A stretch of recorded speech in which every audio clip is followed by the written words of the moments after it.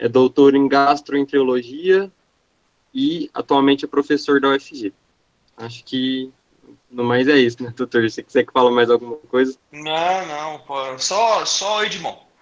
Resolveu. Meu currículo é meu nome. É isso aí.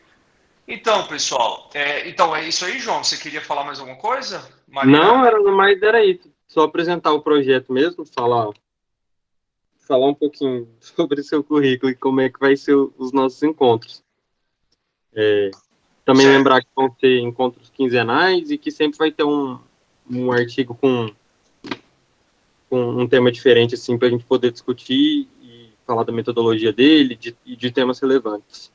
O Mas é isso. artigo foi passado para todos os alunos, correto? Que estão presentes? Ele foi Correto. postado no Drive e foi também está disponível para quem está no Classroom. Inclusive, quem não estiver no nosso Ok, Classroom, entrem, por favor. perfeito. Bem, pessoal, prazer, fico muito entusiasmado aí que a gente esteja ampliando aí esse projeto, né? Inicialmente com figuras que encabeçaram aí, como a Anne, o Guilherme, agora com Mariana e o João. E, enfim, o mais importante é a presença de vocês, sem dúvida alguma. A ideia do projeto digamos, trazer um pouquinho de letramento científico, né, para a formação médica. A gente viu que a pandemia ela trouxe uma discussão muito polarizada, muitas vezes irracional, eventualmente até dogmática, e a gente viu que as pessoas tinham um manancial de informações, né, a gente tinha uma atomização de informações e uma incapacidade de muitas pessoas de entenderem de como se constrói o conhecimento científico e, portanto, utilizarem as evidências de uma forma para confirmar as suas observações ou as suas preferências ou intuições. Então, o projeto de Clube de Revistas e do STARS, propriamente dito, é trazer a humildade do pensamento médico baseado em probabilidade, em certeza, e dar um passo à frente, né? Ano passado a gente falou dos princípios fundamentais do conhecimento científico, de como se constrói o conhecimento científico, que vai desde o método da filosofia propriamente dita, que vem do conhecimento intuitivo, né? Do conhecimento baseado na lógica, na racionalidade, pela observação da natureza. Ele sofisticou mais à frente com pessoas importantes como René Descartes, Francis Bacon, né, que fundaram a escola empírica, ou seja, o conhecimento vem da observação empírica, eu começo a observar e fazer associações, e a gente evoluiu, né, isso partiu para a astrofísica, mas a gente esqueceu na medicina, né, que principalmente, por exemplo, na área da cirurgia, que foi um livro que eu estou escrevendo recentemente, que é a ideia do experimento dedutivo. Ou seja, eu preciso testar as hipóteses que eu gero a priori. Né? Então, eu começo a experimentar para poder entender como o mundo funciona, uma vez que o mundo, né, ele é muito complexo, multifatorial, e a vida nos prega com ilusões do mundo real de fato.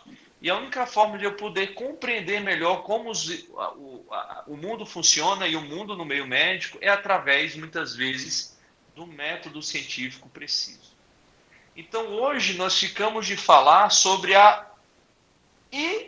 irracionalidade do rastreio de câncer de mama.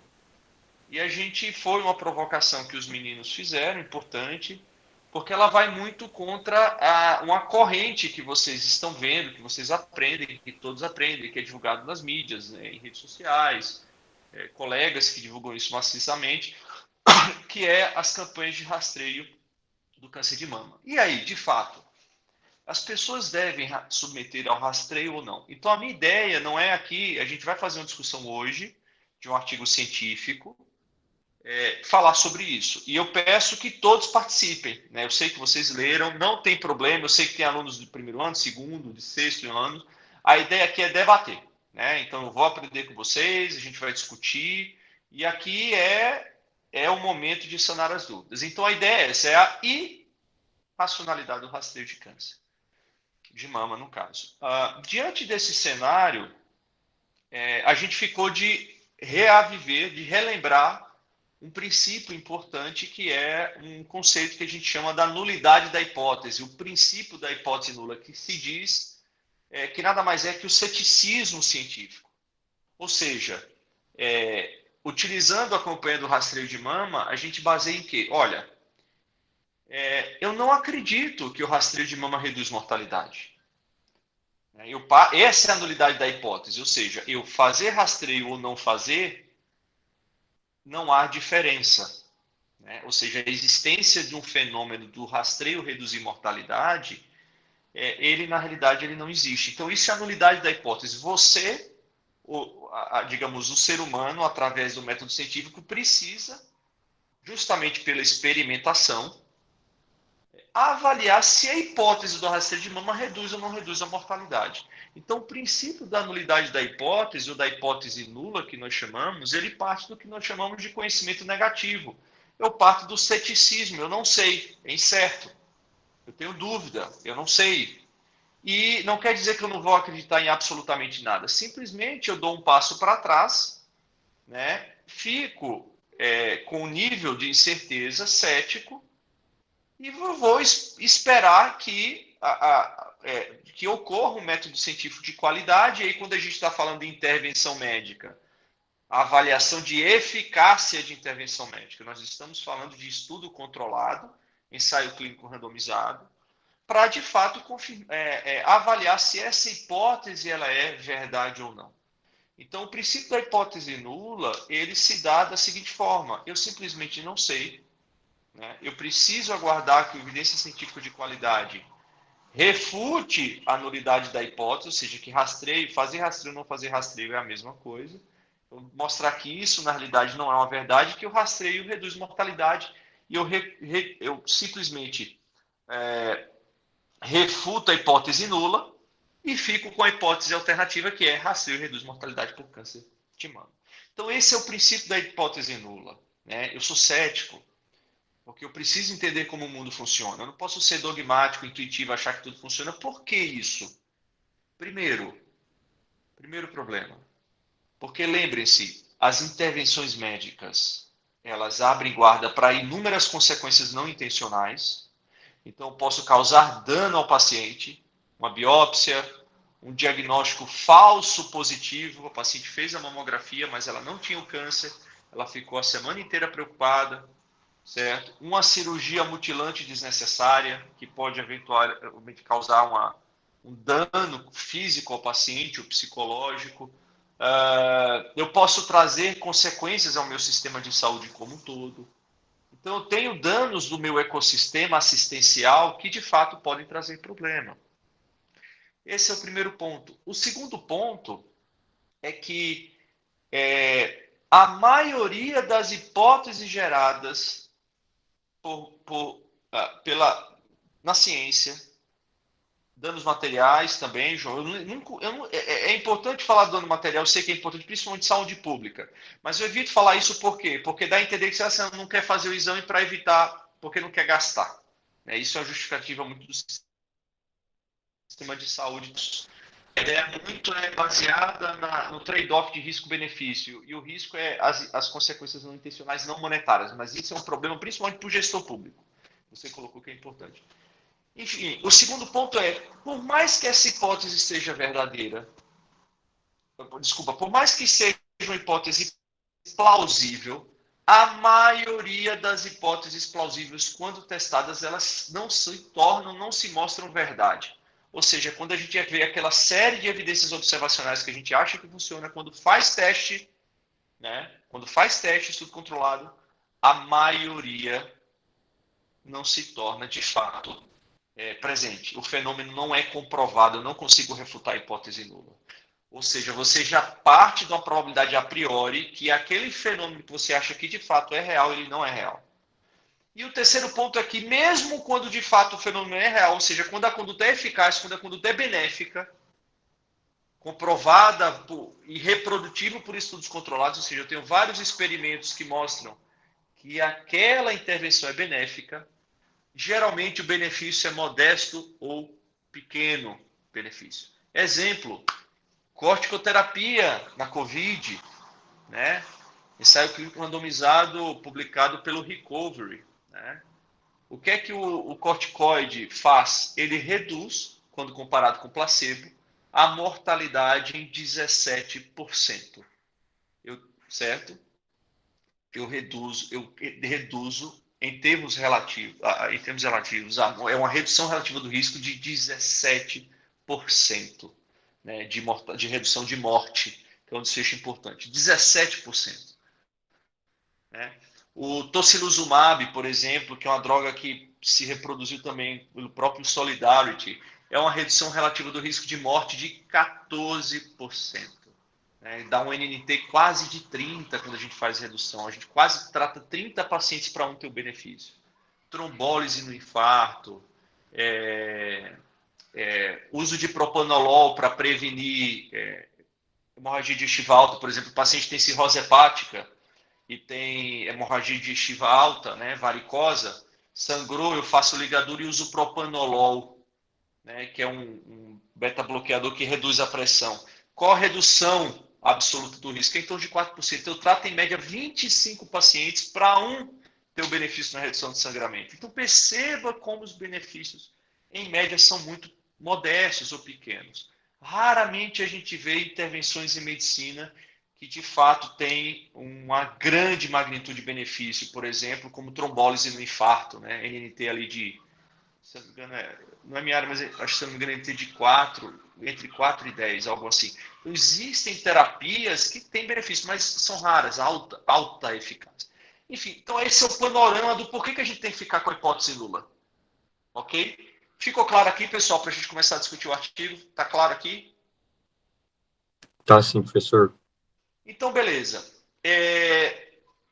Vamos falar agora, vocês estudaram um artigo, né? Leram um artigo. Alguém quer expor o artigo aí? Colocar na tela? Alguém que tem duplo acesso? Pode abrir o microfone. Vou colocar aqui, então. Coloca aí, Gente. Guilherme. Antes. Pode falar, Mariana. Professor, tá me escutando? Claro, Mariana. Então, a gente vai conversar sobre a irracionalidade do câncer de mama. No caso... Do rastreio, isso. Do rastreio, perdão. No caso, a hipótese nula seria que esse rastreio de câncer de mama não contribui para reduzir o número de mortes por câncer de mama, Isso. certo? Fazer o rastreio ou não fazer nada é a mesma coisa. Né? Então, essa é a nulidade da hipótese. Ou seja, a função do conhecimento científico ela é provar que o rastreio de mama reduz mortalidade por câncer de mama. Né? Ou seja, eu preciso refutar essa minha hipótese. Ou seja, eu acredito que o rastreio de câncer de mama reduz mortalidade. Fazer mamografia em mulher. Quando a gente está falando rastreio, pessoal, a gente está falando daquela mulher que não tem sintoma, tá? É aquela mulher que está assintomática, ali próximo, entre 40 e 50 anos de idade, que vai fazer um exame, ok? Então, essa é a ideia. A gente não está falando de uma mulher sintomática, eu não estou falando de uma mulher que tem fator de riscos importantes para câncer de mama, estou falando de população geral, população de baixo risco. Então, a hipótese é que o rastreio, de fato, reduz mortalidade.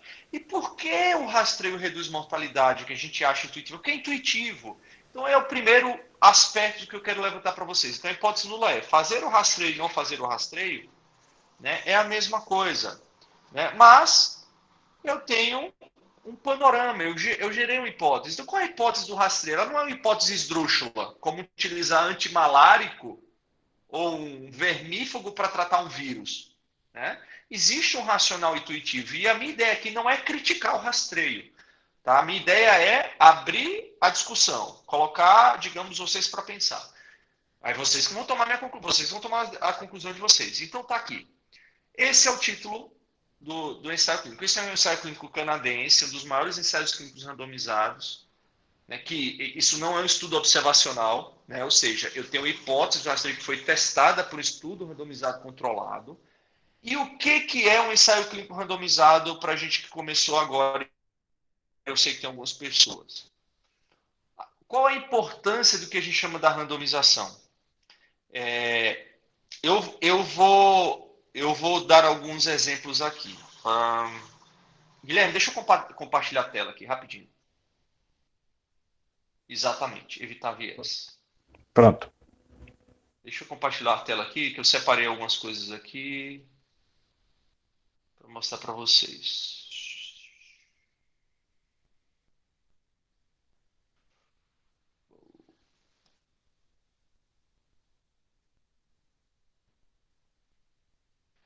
Então, vamos lá. Esse é um estudo publicado no New England Journal of Medicine, né, que é uma revista de alto impacto, que ele avaliou aí, ó, consumo de chocolate, certo? Função cognitiva e prêmios nobres. Então, o que é que ele quis avaliar? Isso é um estudo observacional, né, uma corte, é um estudo, na realidade é um estudo ecológico, mas é um estudo observacional, que ele quis avaliar o quê? Que no eixo, no eixo, uh, no eixo horizontal, no eixo X, a gente tem consumo de chocolate por quilo ano per capita, né? Então veja, nós temos no eixo X o consumo de chocolate per capita por ano, e no eixo Y, no eixo vertical, nós temos o ganho de prêmios nobres ganhos por 10 milhões de população. Ou seja, ele está testando a associação entre consumo de chocolate e prêmio Nobel. E o que, que a gente percebe aqui? A gente percebe que países que têm... países que têm alto consumo de chocolate, como Alemanha, Reino Unido, países da Escandinávia, né, Noruega, Áustria, eles apresentam o quê? Uma maior, não a Alemanha é o menor deles, mas principalmente Reino Unido, né? Eles apresentam uma maior incidência de ganhos de prêmios nobres, né? Então, países que têm alto índice de consumo de chocolate, né, têm um maior chance, né, probabilidade de ganhar prêmio Nobel. E eu faço uma associação, né, causal, que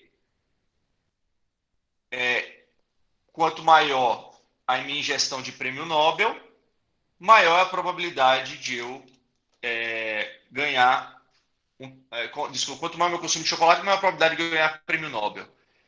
Isso quer dizer o quê? Isso pode ser, por exemplo, será que chocolate aumenta o seu QI, né, melhora a sua função cognitiva, aumenta a produção de células neurais, né? Não, de forma alguma. Não tem o menor sentido isso, né? Isso é um estudo observacional. Veja que há uma associação entre consumo de chocolate e prêmio Nobel, né? Essa associação é causal? Então a epidemiologia ensina o quê? Que a associação, quando eu tenho associação, ela pode ser decorrente de viés, acaso e causa. Eu preciso separar isso aqui. O que é de fato associação causal? Então, por quê? Veja, não tem sentido aumento de consumo de chocolate ganhar prêmio Nobel. Em como causar, né? Como associação causal, né? O que é que isso quer dizer? Provavelmente, talvez o que ocorre é simplesmente um desenvolvimento socioeconômico. Países que são mais desenvolvidos socioeconomicamente, que têm uma população cognitivamente mais inteligente, mais acesso à escola, ensino, etc., geralmente são países mais ricos. E isso leva a um maior letramento científico e vai causar um maior ganho de prêmios nobres. Essa provavelmente é a causa. Então, veja, talvez o desenvolvimento socioeconômico é o que a gente chama de variável de confusão. Ok? Guarde esse nome variável de confusão para vocês entenderem. Então, esse é um exemplo, né? Outro exemplo, vou mostrar para vocês.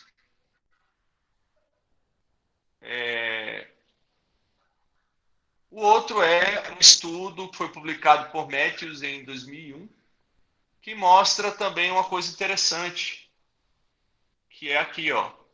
Ele avaliou, olha o que ele avaliou aqui, ó, o título, né? Natalidade, né? Stock Deliver Babies, entregar o bebê em casa, né? Entregar o bebê em casa. Então, o que ele avaliou?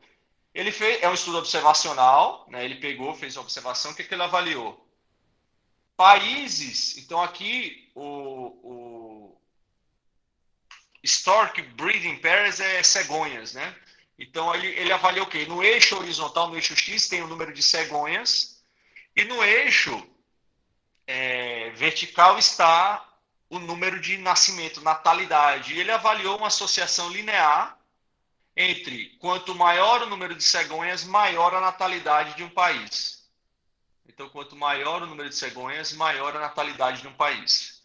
Ou seja, será que as cegonhas, quando elas de fato têm associação com nascimento, né? Será que as cegonhas de fato fazem com que os bebês sejam entregues às suas casas? Não tem o menor sentido da mesma forma, né? Isso, talvez, qual é a variável de confusão? Cidades, países rurais, né? Então, assim, locais rurais que vão ter uma maior quantidade de cegonhas vão ter, claro, pessoas que vivem em lugares afastados rurais têm uma tendência maior a ter mais filhos do que as pessoas cosmopolitas, né? Pessoas que estão em cidades. Então, não é que a cegonha faz com que aumente a natalidade, né, de bebês. Ela simplesmente ocorre por uma variável de confusão, talvez pelo fato do local ser rural. Então, isso é uma variável de confusão. Então, o que é que isso quer dizer que eu quero mostrar aqui para vocês? A gente precisa tomar cuidado. É o que a Mariana inicialmente colocou aí de uma forma muito bem. O mundo é repleto de fatores de confusão, né? E isso a gente tem que tomar cuidado, né? E a gente vai colocar isso no rastreio. Então tá aí. O mundo é repleto de fatores de confusão, inúmeras variáveis, de ilusões que nós percebemos no mundo real. Então, o que é um fator de confusão? O fator de confusão ele vai estar associado, ele pode causar a exposição e pode causar o desfecho, ou seja, a variável de confusão vai ter tanta associação com o que eu estou, o preditor, por exemplo, o consumo de chocolate, quanto com o desfecho que eu estou querendo avaliar, consumo de prêmio Nobel. Então, qual é a minha variável de confusão? Condição socioeconômica do país. Se o país é socioeconomicamente desenvolvido, significa que se o país tem uma economia,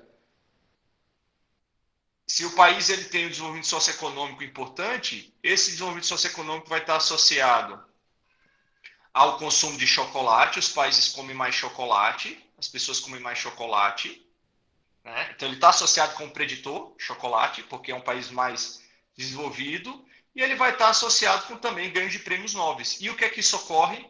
Eu faço uma associação distorcida entre a variável que eu estou medindo e o desfecho avaliado, certo? É a mesma coisa com a cegonha. Então países rurais, então a variável de confusão é o quê? Países rurais vai estar associado com cegonhas e vai estar associado com natalidade. As pessoas têm mais filhos em países rurais. Há mais cegonhas em países rurais. E eu faço uma falsa associação entre número de cegonhas e nascimento, certo?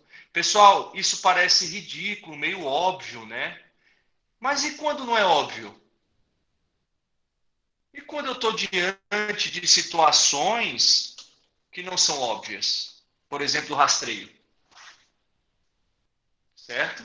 Então, exemplo, por que há o racional? Então, primeiro, né, o título do trabalho, coloca aí, Guilherme. Coloca aí novamente o trabalho, o título. Tá mostrando? Isso. Então, o título do trabalho, esse é um estudo publicado na BMJ, que é uma revista de impacto importante, né, no British Medical Journal, um estudo canadense, que colocou, né, 25 years of follow-up. Então, assim, é um ensaio clínico randomizado para avaliar a incidência e a mortalidade por câncer de mama durante 25 anos. Ou seja, ele experimentou o que as evidências observacionais sugerem, né? O que as evidências observacionais sugerem? Você que está postando a tela aí, Abi, eu vou te mandar uma figura aí para você colocar, já que você está expondo, e eu vou botar um dos estudos que é citado só o gráfico mesmo, que é citado em um desses guidelines de rastreio, de recomendação de rastreio, que é um estudo sueco observacional que rastreou milhares de mulheres. Tá aí. Tá bom, eu vou passar aqui. Doutor, eu acho que só o senhor podia falar só mais uma vez da definição que a gente tem de rastreio, para a gente ficar na mesma página, porque às vezes as pessoas confundem o que é rastreio, às vezes parece que é não fazer nada. Perfeito, perfeito. O que a gente precisa diferenciar o que é rastreio e o que é prevenção? Né? Rastreio de câncer de mama, nós estamos falando em prevenção secundária. Ou seja, eu quero rastrear uma doença que já se manifestou, mas que está naquela manifestação muito indolente inicial, né? Ou seja, o tumor está muito inicial, não deu sintoma, e eu quero tratar aquela doença de forma precoce para impedir um desfecho grave do paciente como morte. Então, rastreio significa o quê? Rastreio nada mais é que uma intervenção médica que deve detectar precocemente uma doença em questão, onde eu tenho como plano uma intervenção que vai reduzir o desfecho do paciente, como morte. Certo? Exato. O paciente já está doente, sendo que ele não sabe ainda. Prevenção é diferente. Prevenção, a gente está falando de prevenção de fato primária, ou seja, o paciente não apresenta doença e eu quero prevenir que o paciente desenvolva a doença. Exemplo, tabagismo. Se eu interrompo o tabagismo no paciente e ele não tem um câncer, eu estou causando uma prevenção. Né? Rastreio, PSA, mamografia, isso é rastreio, é detecção precoce da doença. Então, esse é um estudo observacional sueco que mostra que a linha vermelha, né, tracejada, né, estão lá quase 30 anos de acompanhamento. Isso é um estudo observacional, apesar dele botar randomização, porque ele randomiza de forma, não é randomização, ele não sorteia.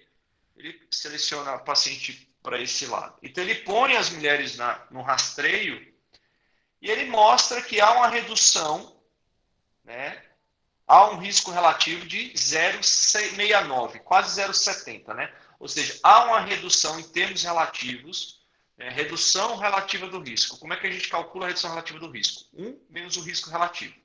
1 menos 0,70, vamos arredondar, 0,30, né? Então é uma redução relativa do risco de 30%. Então as mulheres que estão aí na linha vermelha, que fizeram rastreio, por uma corte observacional, pega as mulheres que fizeram rastreio e as mulheres que não fizeram, né?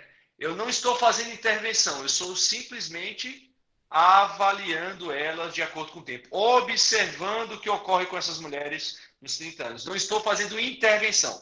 As mulheres estão ocorrendo, umas estão fazendo rastreio, outras não, e acompanham.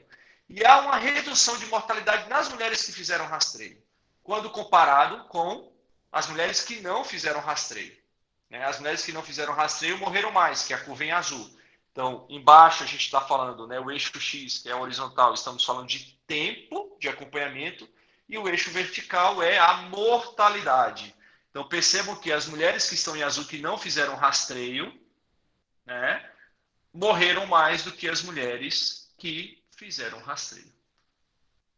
A pergunta é, será que isso é mediado por fator de confusão?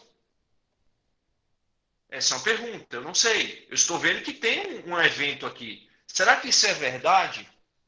Então, quem me dá exemplo de fatores de confusão, quem acompanhava comigo no passado? Exemplo de fator de confusão, nesse estudo aqui. Por que as mulheres que fazem rastreio morrem menos?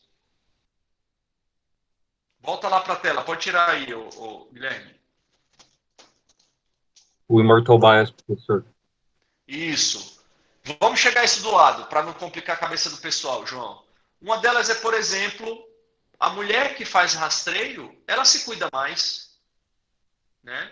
Ela tem hábitos mais saudáveis, ela é uma mulher que não fuma, né? E ela é mais preocupada e isso motiva ela para ir ao médico. É uma possibilidade, é autocuidado, exato, Éder, exatamente, é a pessoa que se cuida mais. Uma mulher que faz rastreio, por exemplo, talvez seja uma mulher que tem uma característica socioeconômica melhor, ela não foi exposta a fatores causais predisponentes a câncer, né? E ela tem mais acesso à saúde e faz rastreio. A pessoa do SUS tem dificuldade, não faz rastreio, muitas vezes tem dificuldade de fato. Então, existem vários fatores de confusão. O Immortal Time Bias, que é é isso que a gente vai falar, Gustavo. Exatamente o que a gente vai falar. O Immortal Time Bias, que o João falou muito bem, a gente discutiu na outra aula. O Immortal Time Bias nada mais é que o quê? Que é um viés relacionado ao tempo de conhecimento da doença. Então, exemplo. Imagine que eu tenho aqui a paciente Ana. Eu tenho 2 Anas aqui. Né? A Ana na realidade alternativa A e a Ana na realidade alternativa B. As duas apresentam câncer de mama aqui e não sabem. Ok? Resultado. As duas vão vivendo de acordo com o tempo.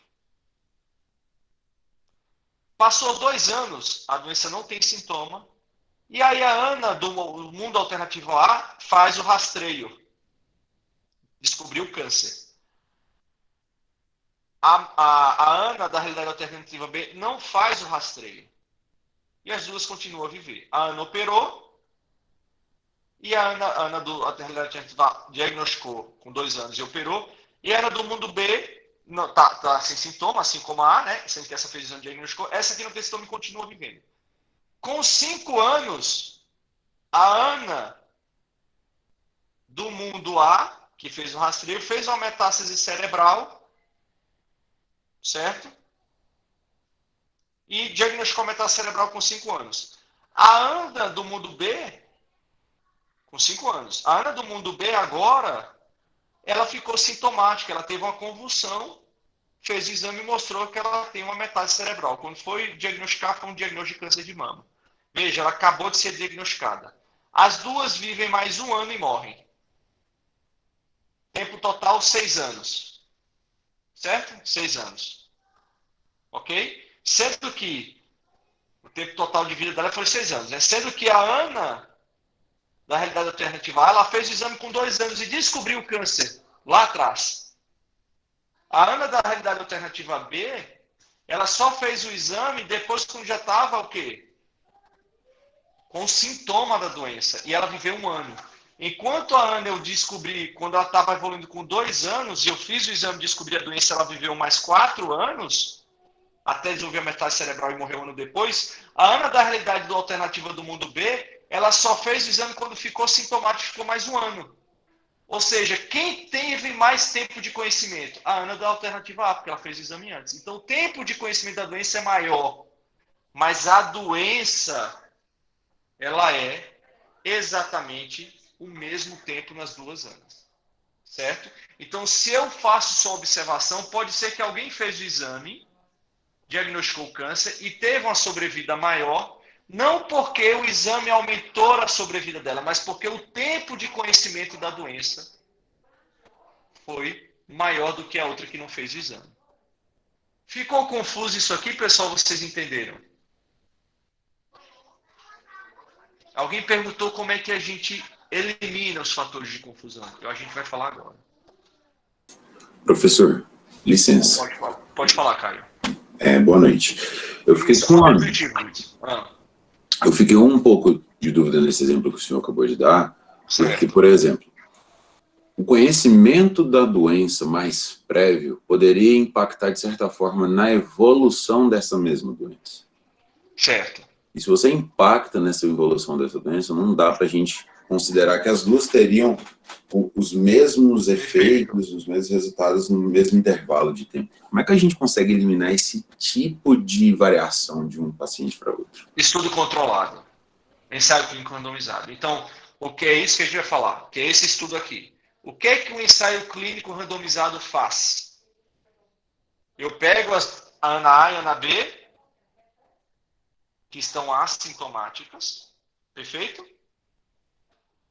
E agora eu vou pegar várias Anas, várias pessoas que estão assintomáticas. E agora eu vou sortear. Eu vou randomizar. Eu vou selecionar de acordo com a causa. Perfeito? Então eu vou colocar um paciente para rastreio e outro paciente para não rastreio. Eu randomizo, eu faço um sorteio, eu aleatorizo, certo? Eu não escolho quem vai fazer um rastreio e quem não vai fazer. Por que que a gente faz isso?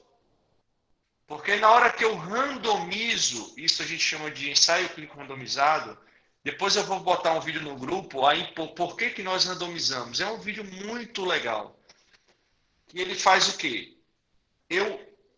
Quando eu faço sorteio, eu distribuo nos dois grupos, ou seja, na minha intervenção e no meu controle, que nesse caso eu não rastreio, pacientes com características, todas as características, as variáveis de confusão que a gente acabou de discutir, vão ser distribuídas de forma igual nos dois grupos. Então, eu vou ter na mesma proporção, no grupo rastreio, eu vou ter tabagistas, vou ter na mesma proporção nos dois grupos, né? Rastreio e não rastreio. Tabagistas, obesos, idosos, pacientes de 50 anos, negros, brancos, paciente com alteração genética XY. Eu vou ter todas as variáveis que eu conheço de confusão, inclusive as que eu não conheço, alguma mutação que tem naquela amostra eu não sei.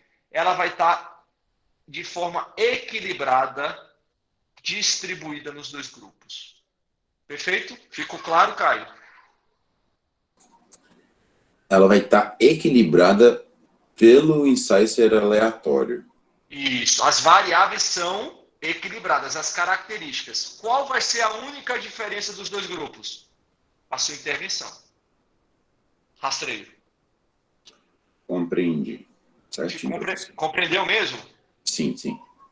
Então, veja, quando eu randomizo os pacientes, eu vou ter os dois grupos exatamente com as mesmas características. Se vocês põem as características aí, esse ensaio clínico tem as características do grupo, Guilherme? Descer ali nas últimas tabelas, né? Eu acho que tem. O tamanho amostral impacta, mas esse é assunto para depois, senão a gente vai complicar a cabeça de todo mundo. Característica da população. Eu acho que é essa aí. Não, nessa não. Não, nessa não. Eu acho que você não passou fez. por ela. Era a primeira Não. tabela, geralmente. Essa aqui é a quantidade de cânceres detectados. Essa aqui é a comparação posterior. Eu acho que não fez análise, não, doutor, da. Oi, Ana, tudo bem? Oi. Você, Devi, tudo bem? Então, Guilherme, não tem, tá? Não tem problema, mas assim, quando vocês colocam, põe uma tabela qualquer aí, uma tabela aí. Vocês vão ver as duas tabelas, aí tá lá, rastreio, mamografia. Olha aí, tá aí. Não, você tá vendo, aí não dá, é diferente, mas assim, se vocês perceberem aí, ó, tá vendo aí, ó, tá aí a tabela, lado esquerdo, mamografia, braço mamografia, e lado direito, braço controle. Ele está avaliando números de câncer detectados, né? Então, quando a gente está falando de amostra da população em característica, o que a gente vai encontrar? Eu tenho ensaio clínico randomizado aqui, eu posso colocar aqui um exemplo para mostrar para vocês aqui, é o que eu mais tenho, só para vocês entenderem, para ficar claro.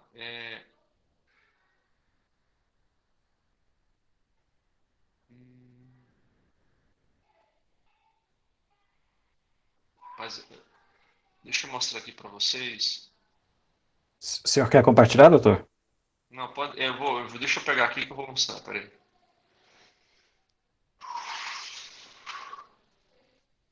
Leopard Trial, deixa eu ver se vocês têm.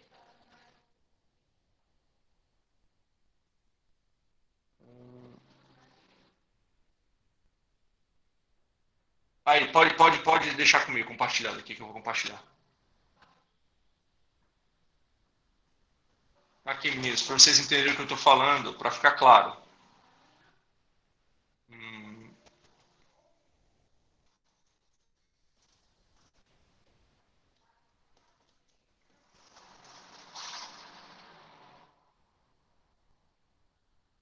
Então, aqui. Esse é um estudo de cirurgia, mas não importa. Tá lá, ó, tabela 1. Né? Baseline, características, né, dos participantes. Aí ele está comparando um procedimento, que é a pancreatectomia minimally invasiva distal pancreatectomia. Pancreatectomia distal minimamente invasiva versus a pancreatectomia distal aberta. Ele está comparando duas técnicas, certo? Aí está um grupo e o outro, né? O grupo open, né? A pancreatectomia aberta, cirurgia aberta, que é essa segunda coluna, é o controle, que é a cirurgia padrão. E a outra é o procedimento novo. Então, percebam que vou falar o valor do P que é mais fácil. Percebam que o P não tem diferença. Né? Não há diferença estatisticamente significante entre os grupos. As variáveis de distribuição são exatamente iguais. Então, ele está vendo aqui, ó, idade, sexo, IMC, história de pancreatite prévia, diabetes, ASA, que é uma classificação de risco de anestesia, tamanho de tumor,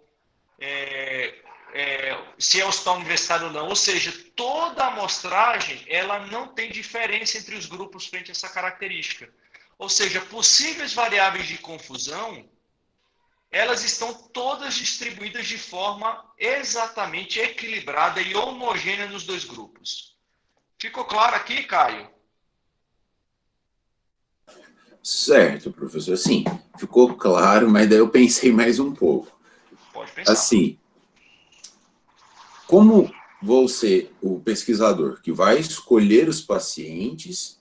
Não é isso você. que a gente vai fazer, não somos nós. Existe uma randomização que a gente vai falar da tabela de viés aqui, tá? Segura aí essa opção que a gente vai falar agora. Põe lá de novo agora, Guilherme. Então é isso. Esse é o panorama. Por que fazer rastreio? Porque a gente tem uma série de estudos observacionais que mostram que há redução de mortalidade, né? Existem ensaios clínicos menores, estudos que não têm poder para avaliar isso, que mostravam eventuais benefícios. E a hipótese precisa ser testada, né? Eu preciso, de fato, testar essa hipótese, porque é muito intuitivo. Rastrear, diagnóstico precoce, cirurgia, o paciente cura. Mas eu preciso testar a hipótese, por quê? Fazer rastreio, eu diagnostico mais câncer, eu tenho os danos colaterais, o outro efeito. Enfim, então esse é um ensaio clínico randomizado. Perfeito? É isso que a gente precisa entender. Então, o que a gente vai avaliar no ensaio clínico randomizado? Você vai pegar a sua intuição, a sua preferência. Qual é a sua opinião sobre o rastreio? Eu acredito que reduz mortalidade. Eu acho que reduz. Coloca ela de lado, o que você acha, qual a sua preferência, e pula para a conclusão. Pula para a conclusão, Guilherme.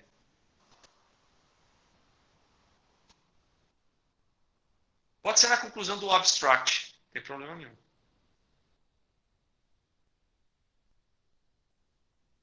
O que o autor está querendo dizer para você? Mamografia anual entre mulheres de 40 e 59 anos não reduz mortalidade, certo? Quando comparado com tratamento usual, certo?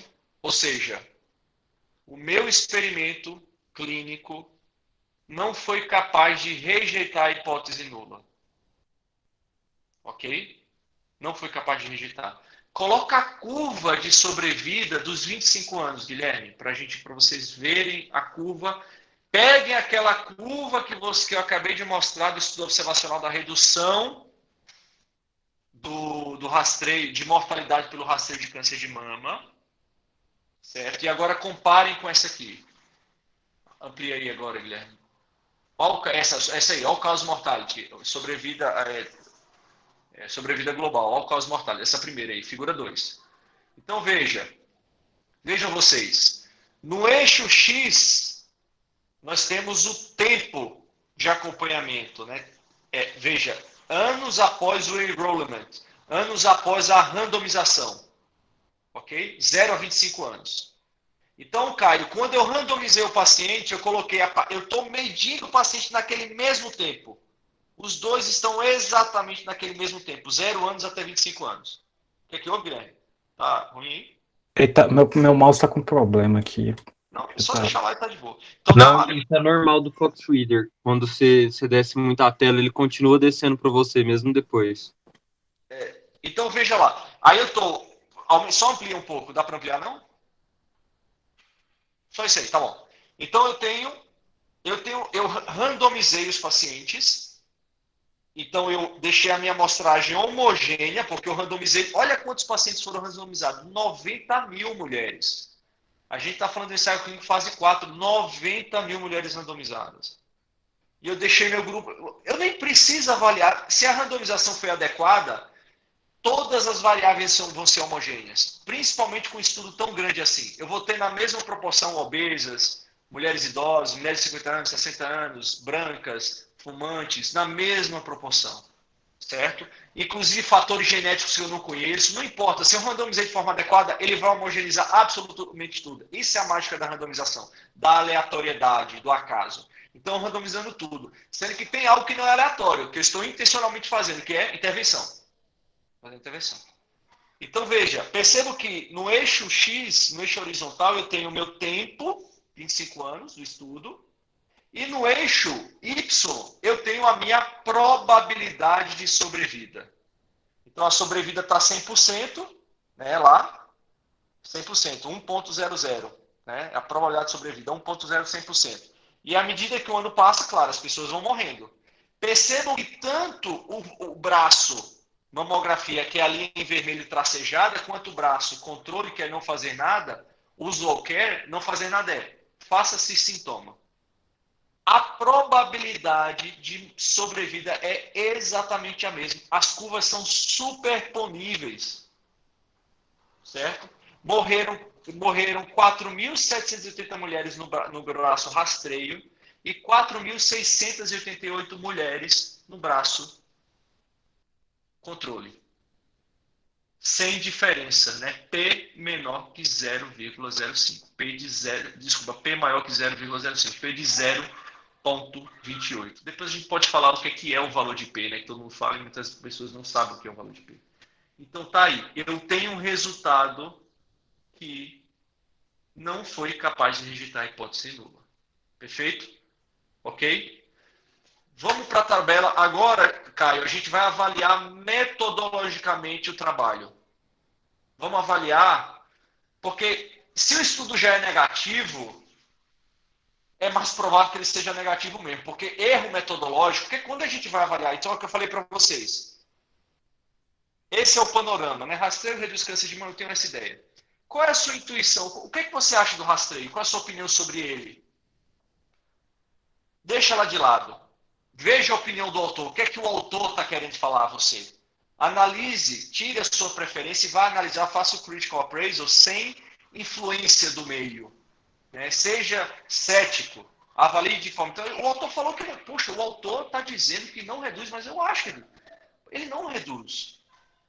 Então eu vou atrás, eu vou entender e interpretar o estudo, para saber se isso é um estudo de fato verdadeiro, no caso negativo, verdadeiramente negativo, ou se é um estudo falso.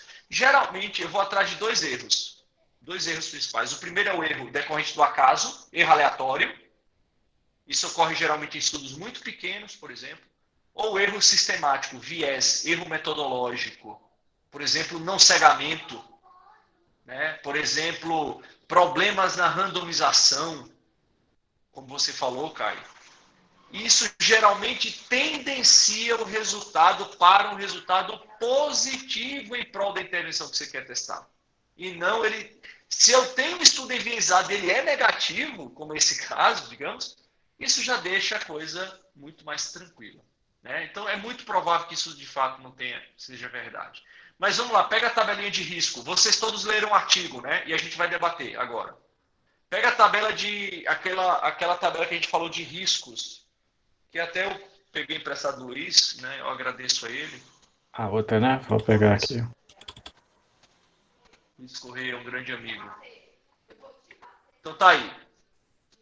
Então, primeiro, a gente vai atrás agora, vamos atrás de erros, riscos de vieses. Primeiro, esse é um estudo randomizado.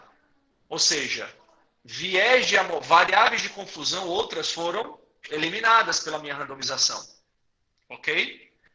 Então, possíveis vieses de seleção, variáveis de confusão, elas foram eliminadas pela randomização. A pergunta é, isso é uma quase randomização? Quase randomização é uma randomização com um número pequeno de pacientes. A gente estima que uma randomização adequada, claro que vai depender do desfecho, mas a gente estima pelo menos que uma randomização adequada tem que ser uma randomização acima de 500 pacientes.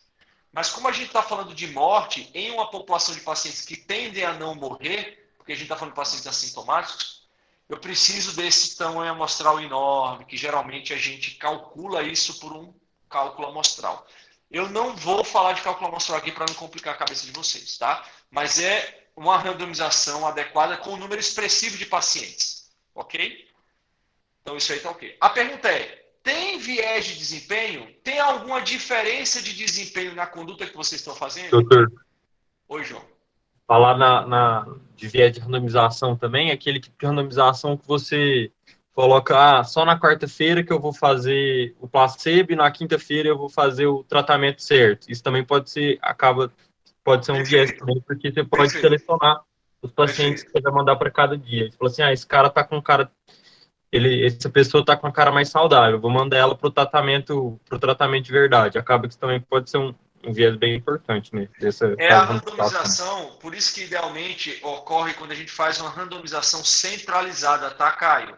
Você falou que o pesquisador que faz a randomização, idealmente a gente tem um centro, né, de pesquisa que ele randomiza os pacientes de forma digital, por software. Existe randomização com sorteio de carta, mas não é o ideal. O ideal é um centro que tem um software que randomiza os pacientes para você, que você não influencia.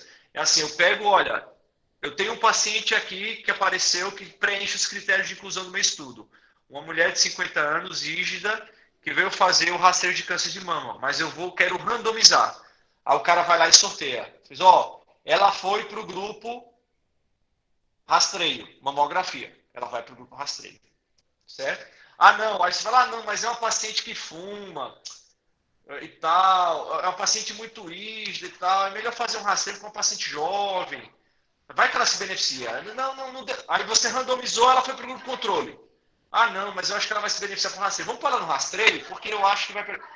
Isso já é inadequado, entendeu, Caio? Então, o pesquisador influenciar na randomização pode afetar duramente essa ideia de eu homogeneizar os grupos, entendeu? Ficou claro, Caio?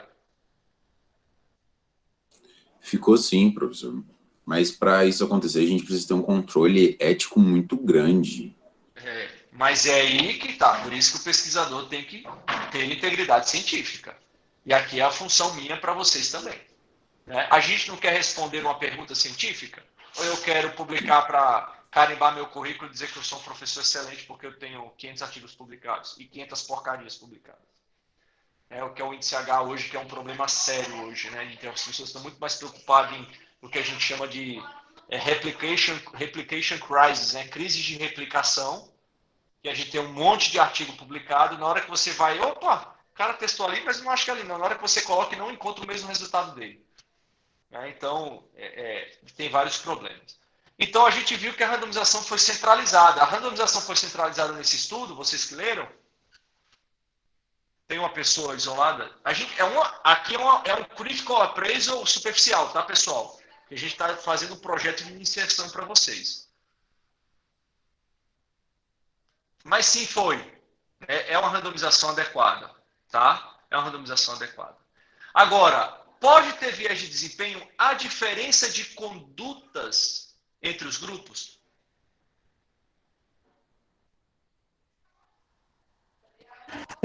Você lê até que todos os grupos, eles são ensinados, né, todas as mulheres são ensinadas até a fazer autoexame, né, aqui. Isso. Perceba que não é nem fazer nada, né? Ou seja, as mulheres foram indicadas a fazer algum tipo de intervenção. Tudo bem que o autoexame tem baixa acurácia, né? A acurácia diagnóstica é muito baixa.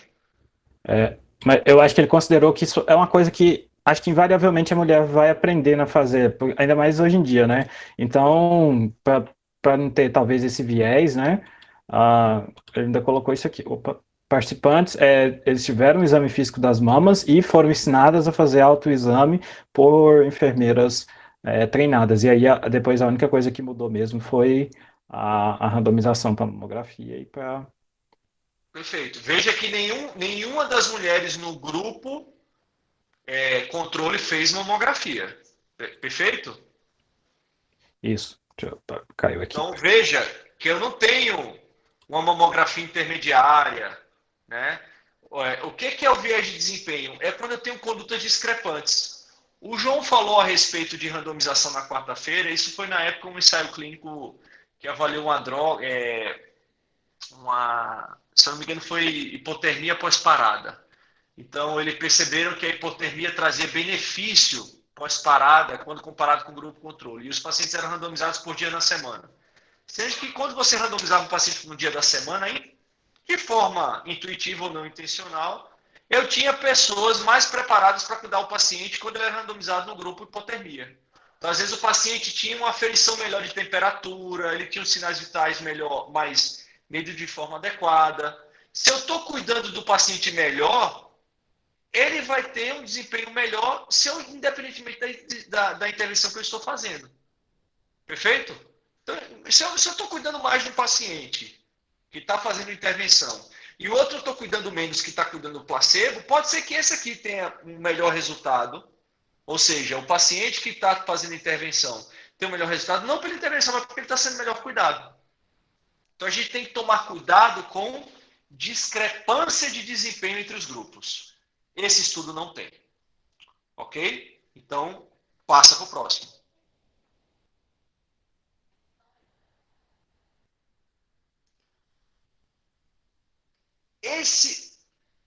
Veja, esse estudo tem problemas em mensuração do desfecho? Não tem, a gente está falando de morte.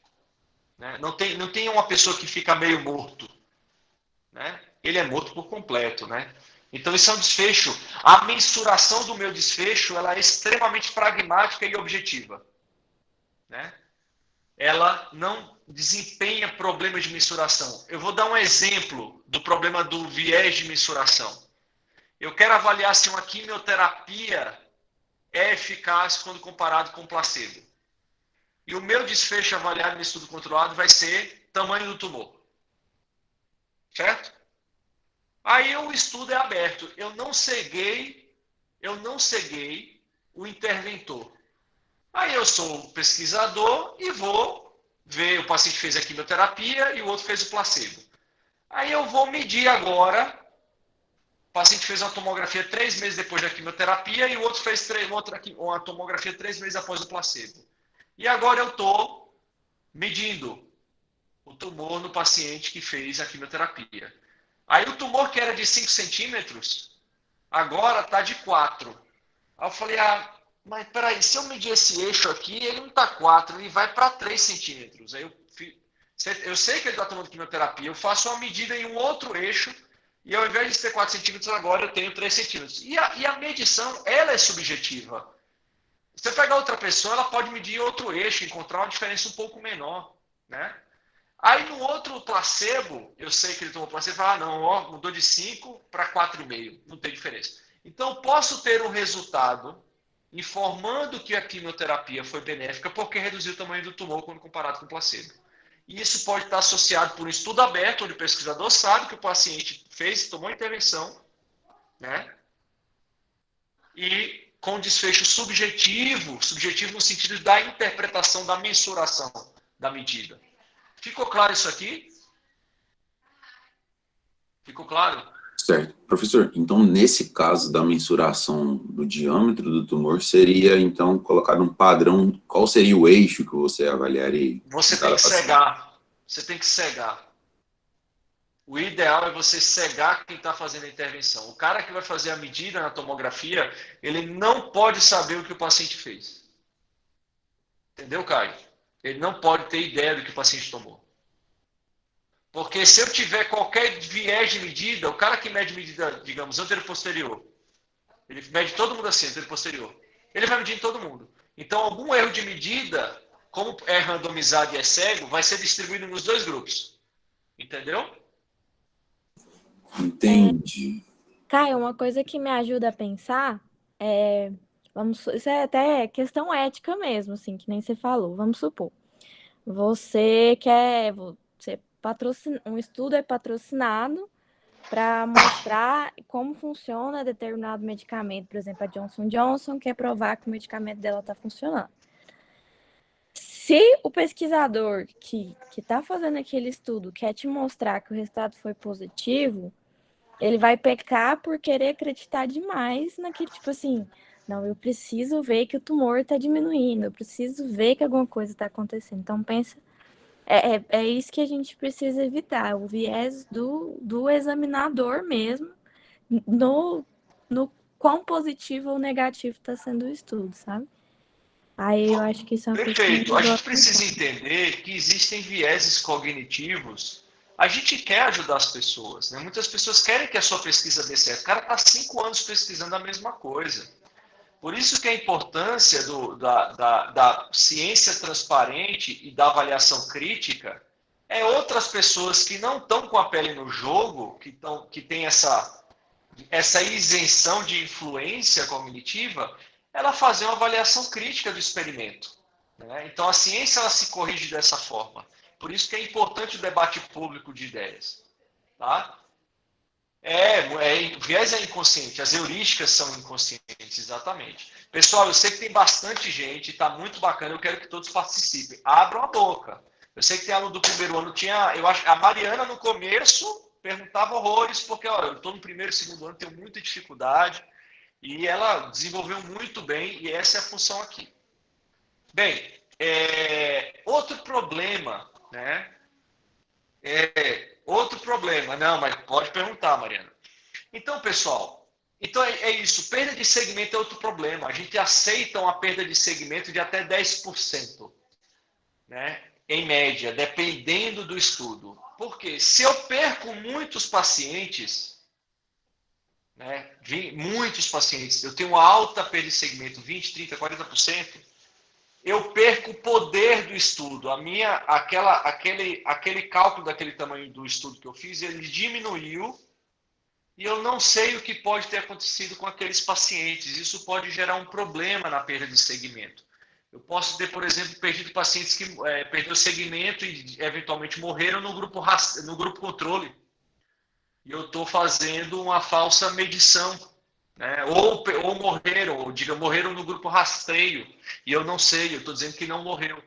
Então a gente tem que tomar muito cuidado com perda de segmento. A gente estima, em média, uma perda de segmento de 10%. A gente vai falar nos tipos de análise. Abaixa um pouquinho agora, Guilherme. Inclusive, é um parâmetro que eles comparam entre os grupos, né? Se houve maior perda de segmento no Sim. grupo controle ou no grupo... Qual foi a perda de segmento do estudo? Nossa, eu não lembro os valores. Deixa eu ver.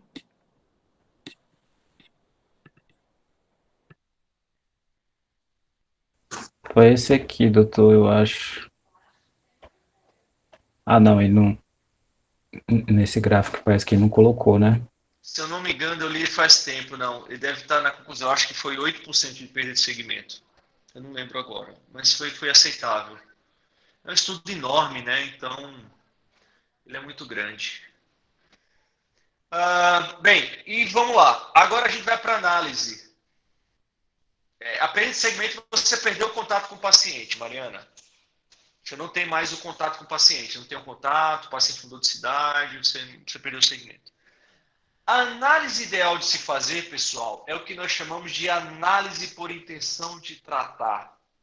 Né? A gente vai falar disso mais à frente, para mais não misturar a cabeça de vocês. O que é análise por intenção de tratar? Se eu randomizo o paciente para o grupo rastreio, certo? A Mariana, randomizei para o grupo rastreio. E a Ana, eu randomizei para o grupo controle.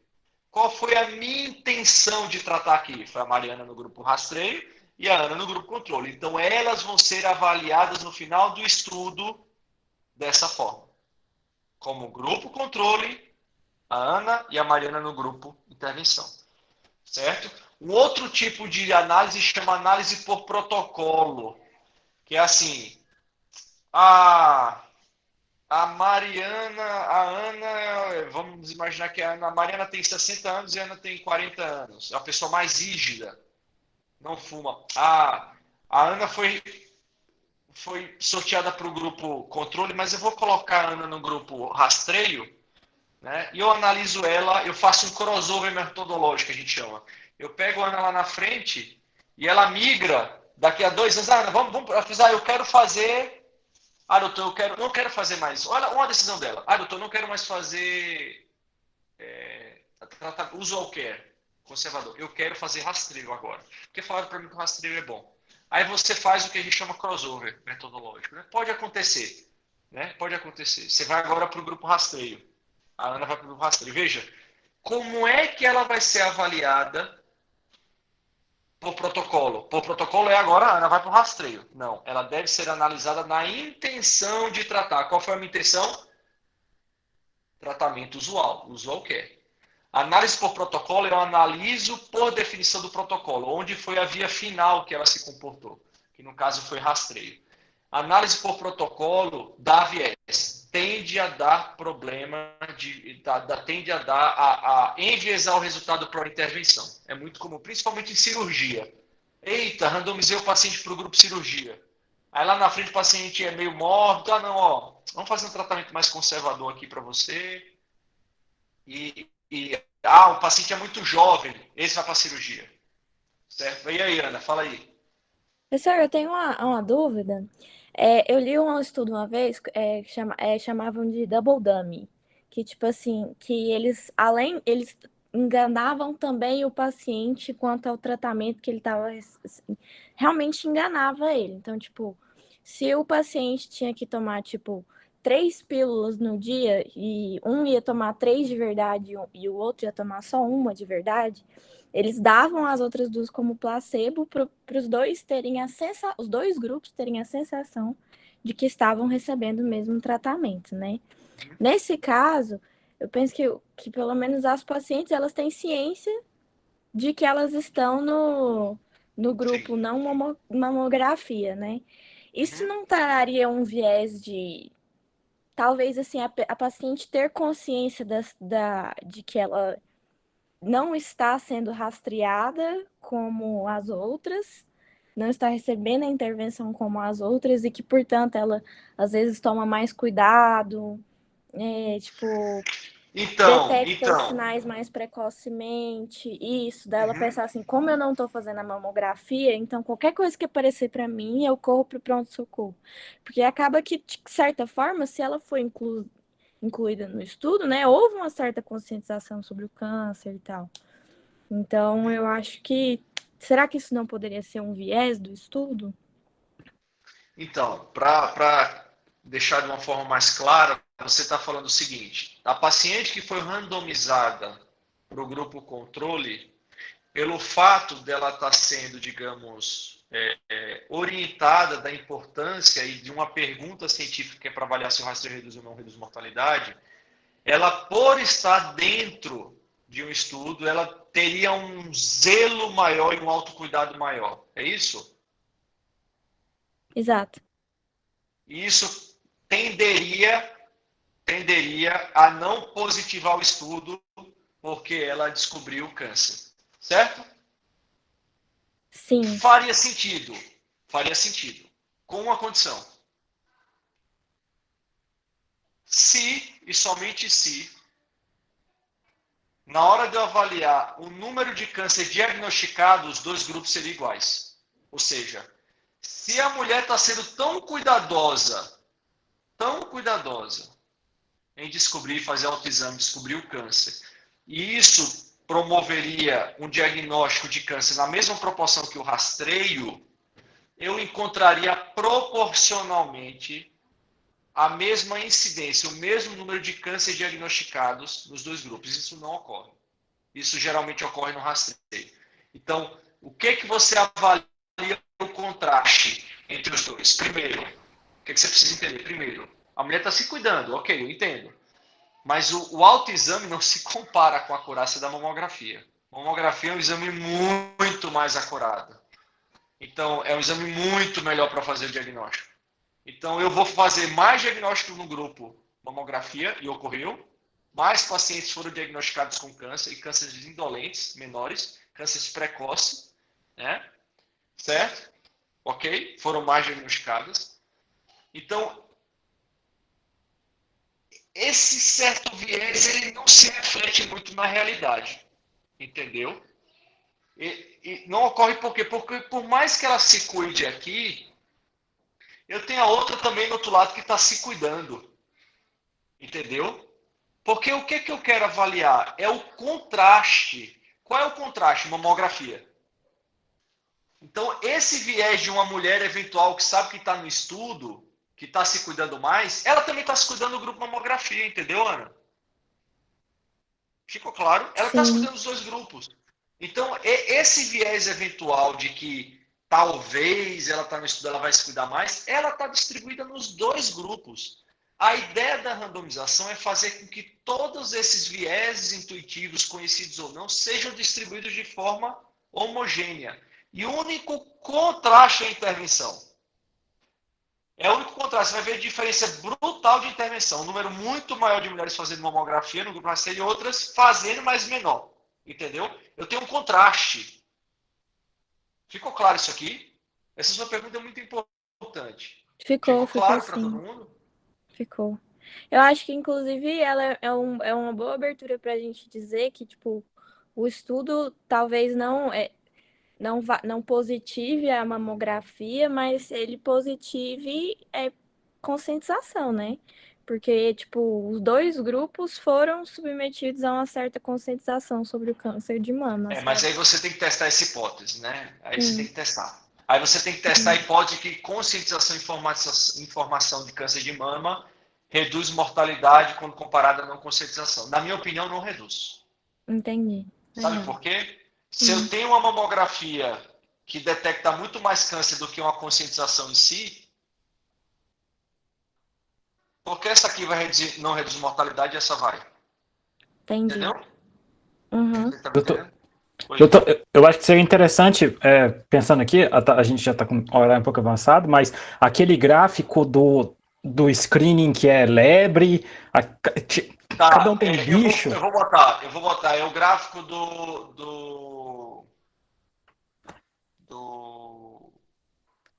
Um tem uma tartaruga, o outro é um coelho. Eu vou lembrar dele daqui a pouco. Eu tenho aqui, eu mostro para vocês. Mas enfim, para a gente continuar. Então veja, é isso. Agora veja, esse estudo não tem, foi análise por intenção de tratar. Agora, esse estudo tem viés de publicação, ou seja, se você entrar no Clinical Trials, que é o protocolo do estudo que foi publicado inicialmente, você avalia que era essa a intenção mesmo. Era uma randomização para testar a hipótese. Pessoal, tem consciência da importância do autocuidado. Tá? Pessoal, às vezes é rápido aqui, eu estou falando e não consigo ler, então se vocês fiquem à vontade para abrir o microfone e falar, tá? Porque tem perguntas importantes aqui, eu vejo que alguns estão metidos em opiniões importantes, e falem, eu posso depois ler aqui com calma. Mas, enfim, eu vou falar é o Gil Welsh, o nome dele, eu vou botar. Então, essa é a análise do protocolo. Agora, tem viés de publicação? Não. Se você analisar o protocolo do estudo inicial, era esse. Era, de fato, avaliar mortalidade. Pessoal, a gente está falando de um desfecho duro, objetivo, que é sensível à intervenção. Né? Sensível à intervenção. Né? Em um ensaio clínico randomizado. Ah, doutor, precisa ser cego? O paciente não vai ser cegado. Né? Eu não tenho como cegar o paciente, porque ele vai estar fazendo mamografia. Quem está fazendo análise de dados pode ser cegado, mas a gente está falando de um desfecho duro, morte. Então, esse é um desfecho que não carece de dúvidas na interpretação. Certo? Então, ele não tem viés de publicação. Desce lá, Guilherme. Então, esse é um estudo com baixo risco de viés. Quadrado em verde. Certo? Então, pessoal, pode interromper aí a tela. Então, esse é um estudo. A gente fez um critical appraisal aqui, bem superficial, para introduzir. Mas esse é um estudo que é um estudo metodologicamente com baixo risco de erro metodológico. Baixo risco de viés. Ele não tem erro aleatório, porque é um estudo enorme. Ele não tem erro sistemático. Tem baixo risco de erro sistemático. E ele não foi capaz de refutar a hipótese nula. Então, eu criei um experimento para refutar a hipótese de que rastreio de câncer de mama reduz mortalidade. Ok? Ficou claro? Deixa eu ver o que o pessoal escreveu aqui no chat. Vou ler aqui, peraí. Opa. Pessoal, ficou claro isso aqui? Vamos lá, pensei isso também. Essa mudança de grupo. Tá. O Caio, acho que respondeu suas perguntas, né, Caio? Sim, professor. Aí, quem falou de exame? Ah, o Alcinete aqui. O que o Alcinete falou? Vamos ver. Alcinete. Até porque só ter consciência da importância do autocuidado não resolve a taxa de câncer. Por isso a importância dos exames. Então, Celso, qual seria a importância dos exames? O que é que você quis dizer com isso? Pode falar.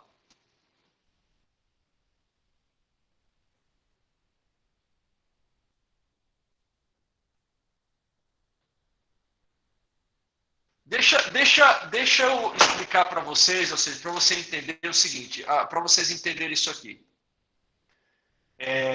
Eu vou compartilhar minha tela. Por que a mamografia é um problema em paciente assintomático? Porque vocês estão aplicando um método diagnóstico em um paciente com baixa probabilidade de doença, baixo risco de doença.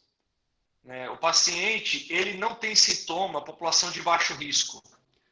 Então, veja, quando você aplica um teste diagnóstico, você precisa calcular a probabilidade do paciente ter a doença. Isso a gente já discutiu ano passado nos nossos métodos. Quem estava comigo ano passado falou muito bem, a gente vai falar disso aqui mais para frente. Mas é só para não estender. Então, veja, a probabilidade média de uma mulher que tem câncer de mama, que é uma mulher assintomática, que não tem nenhuma história, nenhum fator de risco, a probabilidade de uma mulher ter câncer de mama ali a partir dos 50 anos é, em média, 0,6%.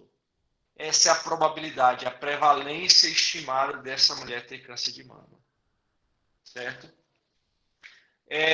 A mamografia, ela tem uma razão de probabilidade positiva de 77. Peraí.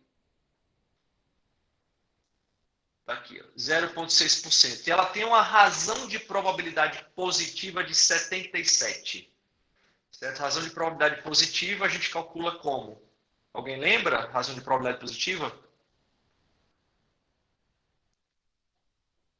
Razão de verossimilhança. Alguém lembra?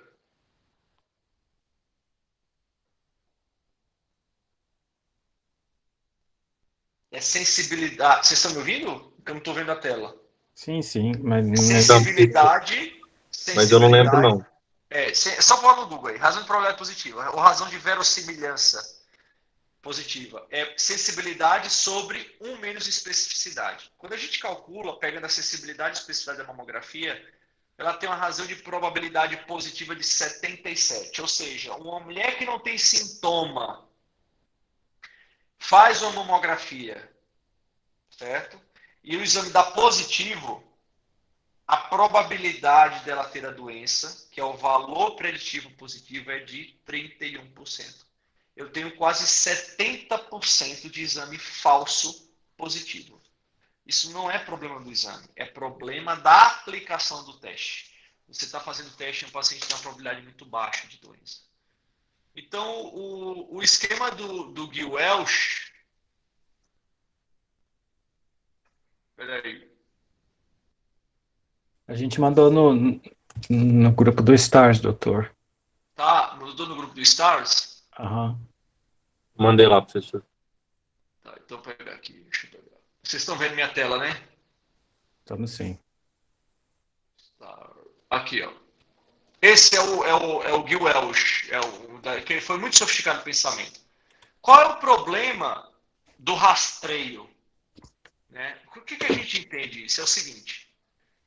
Eu tenho que riscar aqui para vocês entenderem. Eu tenho o paciente que desenvolve, em média, imaginem 4 cenários distintos, 4 tipos de tumores em média. Imagine o paciente que tem câncer de próstata, por exemplo. Eu tenho um grupo de pacientes que tem um câncer tão rápido, tão rápido, tão rápido. Certo? Eu tenho outro grupo que é um passarinho, ele se comporta como um passarinho. Eu tenho um paciente que tem um câncer que é um comportamento mais lento, não tão rápido quanto o passarinho, que seria aí uns põem coelho, põe um coelho, agora é o urso, isso muda o tempo inteiro.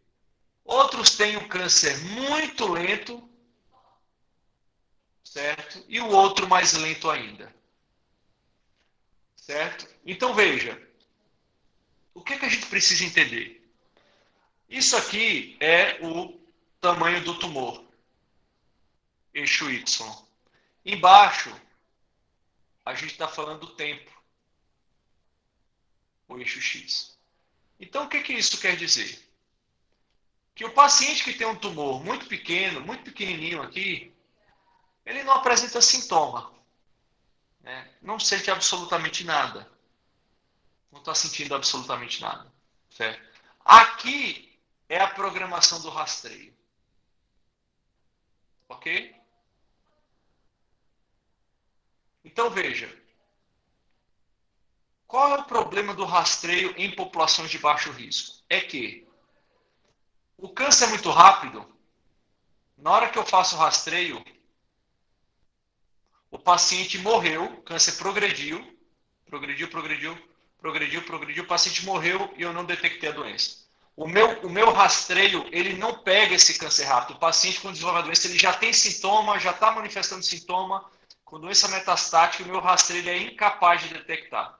Né? Ou seja, na hora que eu faço o rastreio, o paciente já desenvolveu câncer e já está sintomático. O rastreio ele não diagnostica esse câncer, porque o câncer foi tão agressivo, tão rápido que não pegou. Certo? O rastreio, ele deveria beneficiar esse paciente aqui, ó, que ele vai desenvolver um câncer de comportamento, digamos, de moderada estimativa, né? E aí o rastreio vai fazer o quê? Que quando eu faço aqui o rastreio, e o paciente ainda está desenvolvendo câncer, o tumor vem pequeno, o paciente aqui, peraí, pequeno, o tumor está desenvolvendo, pequeno, não deu sintoma, e aí eu faço o rastreio. E aí eu trato o paciente fica curado. Então essa é a ideia do rastreio. O problema é que o rastreio, que quando ocorre, ele faz o quê? Ele detecta um monte de câncer de comportamento mais indolente, que é o que nós chamamos de overdiagnose. O paciente é diagnosticado, é tratado pelo rastreio, mas o paciente, quando chega aqui, ele termina morrendo de outra causa, por exemplo, infarto. Então a ideia do rastreio é que aqui vocês estão vendo que é quando o tumor causa sintoma e quando o tumor causa morte. O câncer rápido, percebam que o rastreio ele não consegue pegar. Porque na hora que você está programando o rastreio, o paciente está fazendo o rastreio anual, né? Mamografia todo ano. E o paciente desenvolve o câncer de intervalo, que é o quê? O câncer entre um rastreio e outro. Que é esse passarinho aqui, ó. Na hora que fez o rastreio, mudou o ano, o paciente já desenvolveu o câncer sintomático, né? Ele passou por essa linha aqui, já desenvolveu o sintoma e acabou causando a morte dele. Quando eu faço o rastreio para esses cânceres mais indolentes, ou seja, o paciente, veja que o tumor, ele cresceu, o paciente está vivo e o paciente não desenvolveu sintoma e nem morreu. Então esse é o problema dos rastreios, né? Que quando a gente olha essas curvas de sobreposição, a gente percebe que a gente faz um monte de diagnóstico de doenças indolentes, de comportamentos indolentes, certo? Faz um monte de diagnóstico. Faz um monte de diagnóstico de pacientes com doenças de comportamento mais indolente, né? E os outros nem tanto. Mostra o overdiagnose do trabalho. Tem lá, ele fala o que é que deu de overdiagnose, ou seja, qual foi a consequência do rastreio desse trabalho, Guilherme? Tem lá, acho que é o penúltimo parágrafo.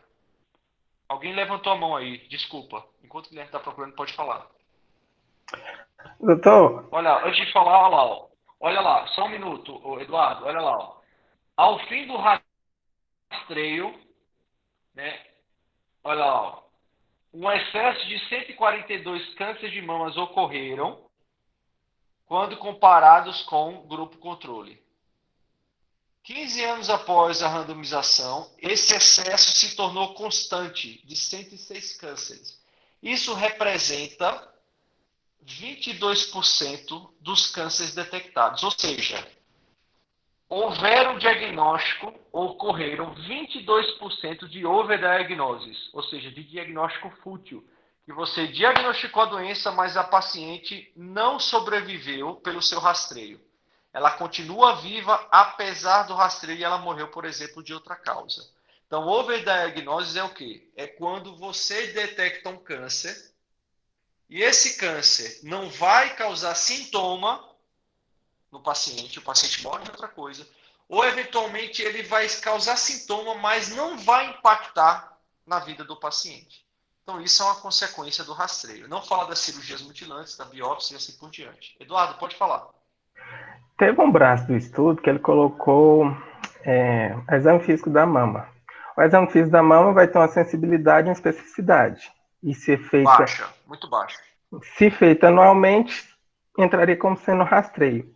No caso, o estudo está querendo comparar, no caso, realmente o rastreio ou o método que eu usei para esse rastreio?